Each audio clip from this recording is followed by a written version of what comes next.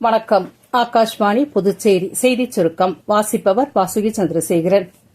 இந்தியாவுடன் வரி விதிப்பு தொடர்பான பேச்சுவார்த்தைகள் சிறப்பாக நடைபெற்று வருவதாகவும் இந்தியாவும் அமெரிக்காவும் விரைவில் வர்த்தக உடன்பாட்டை எட்டும் என்றும் அமெரிக்க அதிபர் திரு டொனால்டு டிரம்ப் நம்பிக்கை தெரிவித்துள்ளார். மிச்சிகனில் நேற்று நடைபெற்ற பேரணிக்கு முன்னதாக வெள்ளை மாளிகைக்கு வெளியே செய்தியாளர்களிடம் பேசிய அவர் இவ்வாறு கூறினார். கனடா நாடாளுமன்ற தேர்தலில் பிரதமராக தேர்ந்தெடுக்கப்பட்டுள்ள திரு மார்க் கார்னிக்கு பிரதமர் திரு நரேந்திர மோடி வாழ்த்து தெரிவித்துள்ளார். திரு மார்க் கார்னியுடன் இணைந்து செயல்பட்டு கூட்டாண்மை உறவுகளை வலுப்படுத்திக் கொள்ள தாம் ஆர்வமாக உள்ளதாக பிரதமர் திரு நரேந்திர மோடி கூறியுள்ளார்.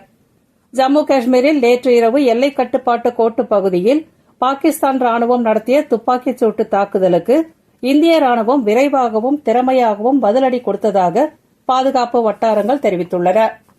உத்தரகாண்டில் உள்ள கங்கோத்ரி மற்றும் யமுனோத்ரி தாம் வாயில்கள் திறக்கப்படுவதன் மூலம் சார்தாம் யாத்திரை தொடங்க உள்ளது. அட்சய திருதியை தினமான இன்று புகழ்பெற்ற கங்கோத்ரி மற்றும் யமுனோத்ரி கோவில்களில் நடை திறக்கப்படுகிறது.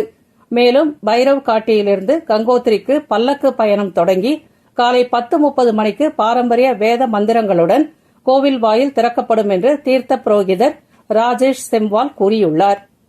புதுச்சேரியில் அட்சய திருதியை முன்னிட்டு இன்று குழந்தை திருமணம் நடைபெறுவது தெரியவந்தால் 1098 என்ற குழந்தைகள் உதவி எண்ணிற்கு தெரிவிக்குமாறு புதுச்சேரி மாவட்ட ஆட்சியர் திரு குலோத்தங்கன் தெரிவித்துள்ளார்.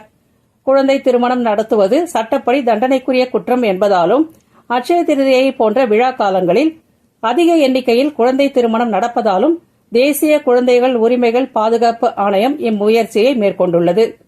IPL T20 கிரிக்கெட் போட்டித் தொடரில் இன்று இரவு 7:30 மணிக்கு சென்னை எம்.ஏ. சிதம்பரம் மைதானத்தில் நடைபெறவுள்ள ஆட்டத்தில் சென்னை சூப்பர் கிங்ஸ் அணியும் பஞ்சாப் கிங்ஸ் அணியும் களம் காண்கின்றன. இத்துடன் இந்த செய்திச் சுருக்கம் நிறைவு பெறுகிறது.